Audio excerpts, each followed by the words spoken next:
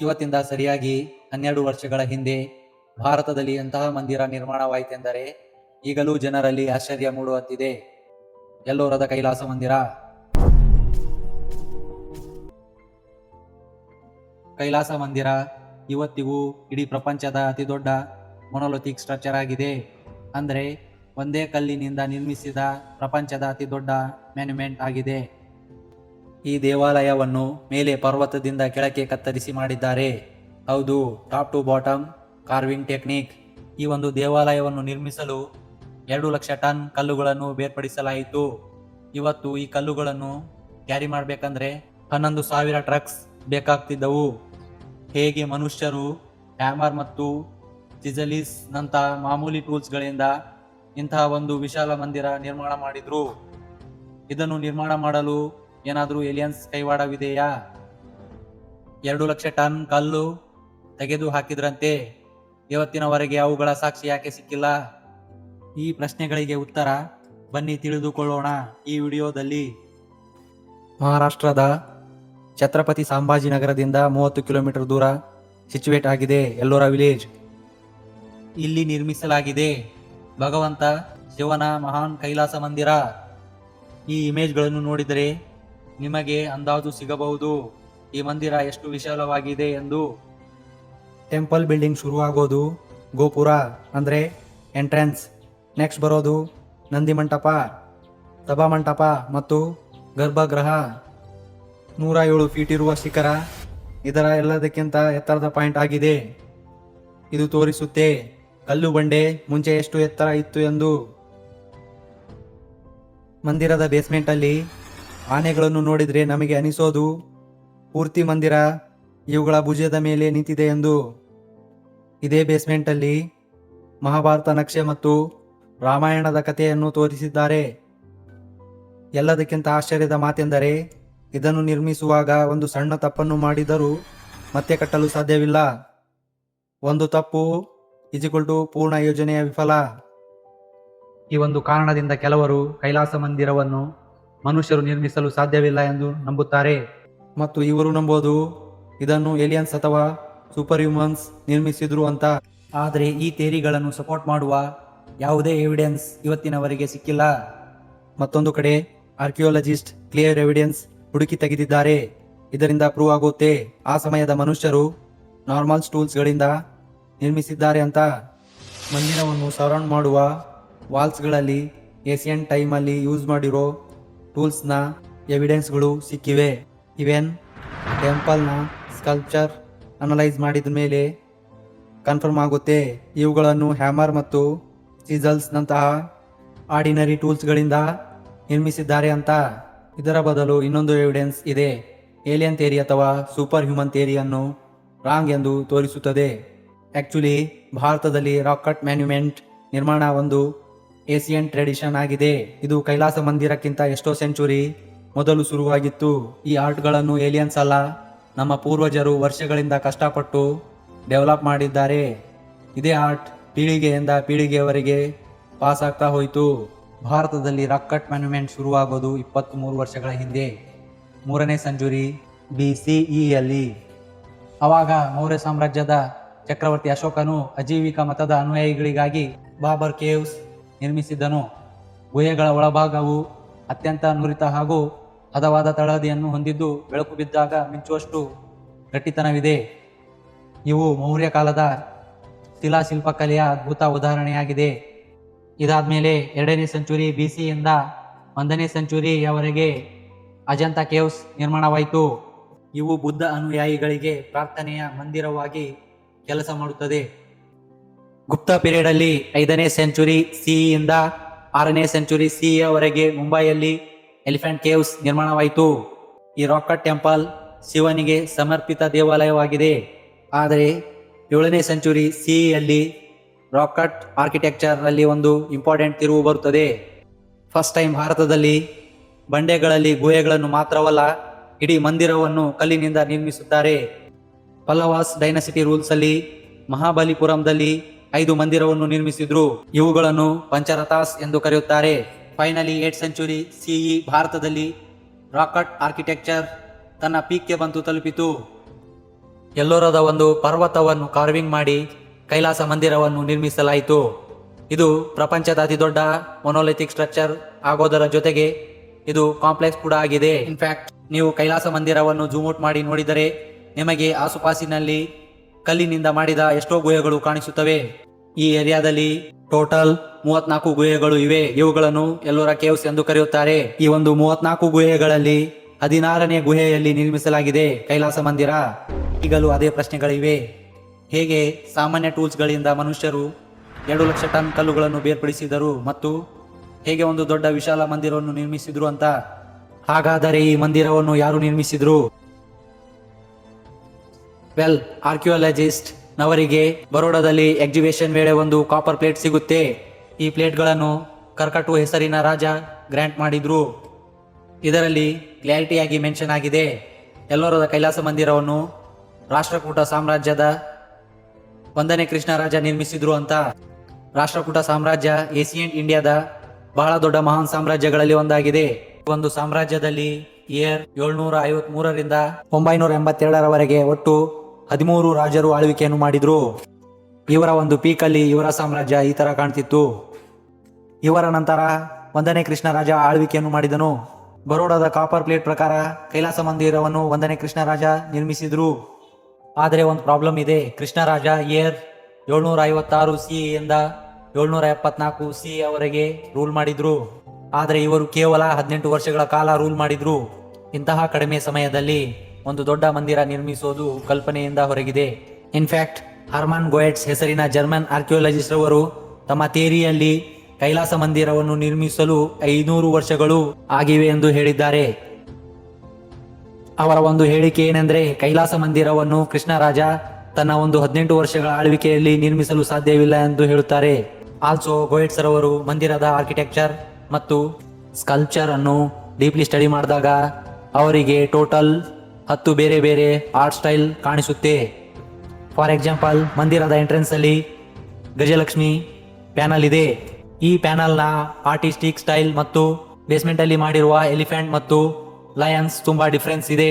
Well, 8 artistic style ಇದೆಯಲ್ಲ, ಇವು change ಆಗೋದಕ್ಕೆ ಹಲವು ಡಿಕೇಡ್ಸ್ ಬೇಕಾಗ್ತಿದ್ದವು.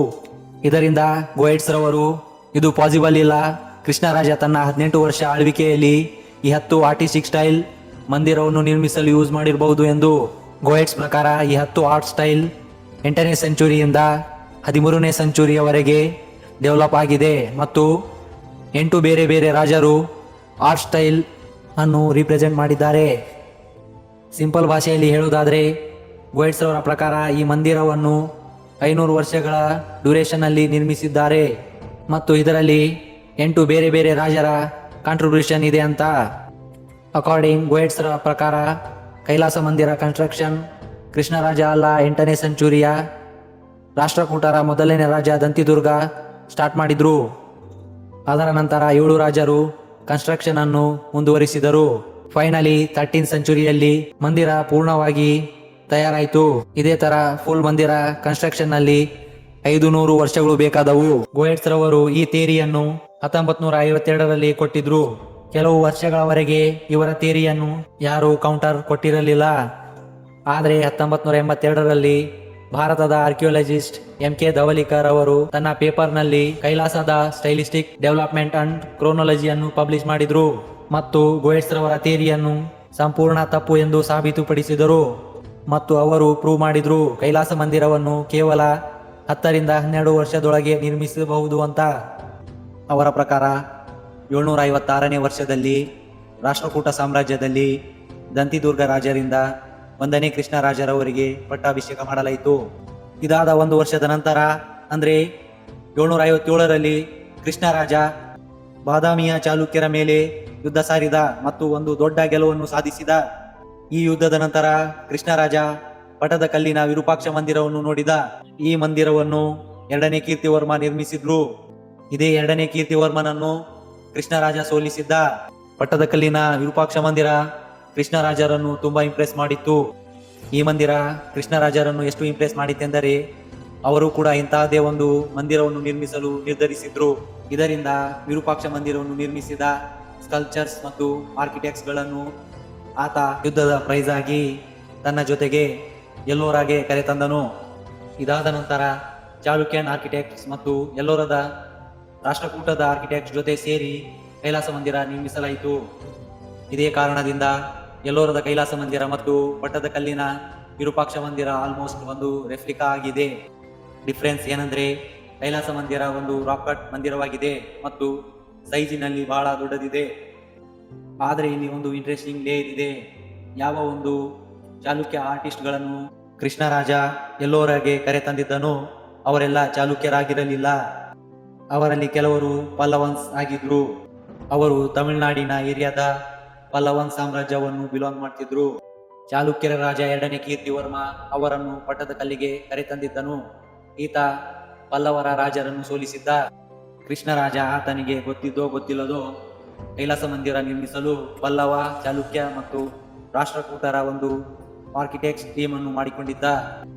ಪಲ್ಲವ ಮತ್ತು ಚಾಲುಕ್ಯ ಆರ್ಟಿಸ್ಟ್ ಆರ್ಕಿಟೆಕ್ಚರ್, ಡಿಸೈನ್ ಮತ್ತು ಸ್ಕಲ್ಪ್ಚರ್ನ ಎಕ್ಸ್ಪರ್ಟ್ ಆಗಿದ್ರು. ಅದೇ ರಾಷ್ಟ್ರಕೂಟರ ಆರ್ಟಿಸ್ಟ್ ರಾಕ್ ಆರ್ಟ್ ಎಕ್ಸ್ಪರ್ಟ್ ಆಗಿದ್ರು. ಇವರ ಒಂದು ಎಕ್ಸ್ಪರ್ಟ್ಸ್ ಗಳ ಕಂಬೈಂಡ್ ಇಂದ ನಿರ್ಮಿಸಲಾಯಿತು ಮಹಾನ್ ಕೈಲಾಸ ಮಂದಿರ.